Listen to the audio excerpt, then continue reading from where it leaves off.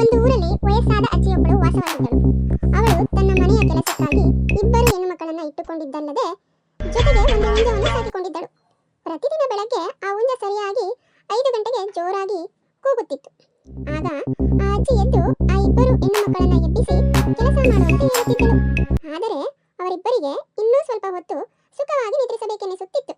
ಅಜ್ಜಿ ಅದಕ್ಕೆಲ್ಲ ಆಸ್ಪದ ಕೊಡುತ್ತಿರಲಿಲ್ಲ. ಹೀಗಾಗಿ ಆ ಹೆಣ್ಣು ಮಕ್ಕಳು ವಿಪರೀತ ಬೇಸರ ಪಟ್ಟುಕೊಂಡಿದ್ದರು. ಒಮ್ಮೆ ಅವರಿಗೆ ಹುಂಜವು ಬೆಳಗ್ಗೆ ಕೂಗುವುದರಿಂದ ತಾನೇ ಅಜ್ಜಿ ನಮ್ಮನ್ನು ಎಬ್ಬಿಸಿ ಕೆಲಸ ಮಾಡಲು ಹೇಳುವುದು. ಹುಂಜವೇ ಇಲ್ಲದಿದ್ದರೆ ಆಗ ಅಜ್ಜಿ ನಮ್ಮನ್ನು ಅಷ್ಟು ಮುಂಚೆ ಎಬ್ಬಿಸಲು ಸಾಧ್ಯವಾಗುವುದಿಲ್ಲ ಎಂಬ ಯೋಚನೆ ಬಂದಿತು. ಕೂಡಲೇ ಅವರಿಬ್ಬರು ಸೇರಿಕೊಂಡು ಅಜ್ಜಿಗೆ ತಿಳಿಯದಂತೆ ಹುಂಜವನ್ನ ದೂರ ತೆಗೆದುಕೊಂಡು ಹೋಗಿ ಸಾಯಿಸಿಬಿಟ್ಟರು.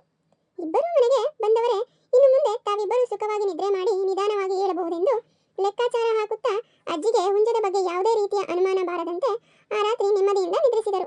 ಆದರೆ ಆ ರಾತ್ರಿ ಅವರು ತಾವೆನಿಸಿದಂತೆ ಸುಖವಾಗಿ ನಿದ್ರಿಸಲು ಸಾಧ್ಯವಾಗಲಿಲ್ಲ. ಅವರ ನೆಮ್ಮದಿ ಮತ್ತಷ್ಟು ಹಾಳಾಯಿತು. ಕಾರಣ ಹುಂಜವಿಲ್ಲದಿದ್ದರಿಂದ ದಿನವೂ ಅವರಿಬ್ಬರನ್ನ 5 ಗಂಟೆಗೆ ಎಬ್ಬಿಸುತ್ತಿದ್ದ ಆ ಅಜ್ಜಿಗೆ ಸರಿಯಾದ ಸಮಯದ ಅರಿವು ಇಲ್ಲವಾದ್ದರಿಂದ ಮುಂಜಾನೆ 4 ಗಂಟೆಗೆ ಅವರನ್ನು ಎಬ್ಬಿಸಿ ಕೆಲಸ ಮಾಡಲು ಆಜ್ಞಾಪಿಸುತ್ತಿದ್ದಳು. ಇದರಿಂದಾಗಿ ಆ ಹುಡುಗಿಯರಿಗೆ ಹೆಚ್ಚು ಬೇಸರವಾಗಿ ತಾವು ಅನ್ಯಾಯವಾಗಿ ಹುಂಜವನ್ನು ಕೊಂದು ಬಿಟ್ಟವಲ್ಲ ಎಂಬ ತಪ್ಪಿನ ಅರಿವಾಯಿತು. ಆದರೇನು ಕಾಲ ಮಿಂಚಿ ಹೋಗಿತ್ತು. ಮತ್ತೆ ಎದ್ದು ಪ್ರತಿದಿನ 4 ಗಂಟೆಗೆ ಎದ್ದು ಕೆಲಸ ಮಾಡಬೇಕಾದ ಪರಿಸ್ಥಿತಿ ಆ ಹುಡುಗಿಯರಿಗೆ ಉಂಟಾಯಿತು.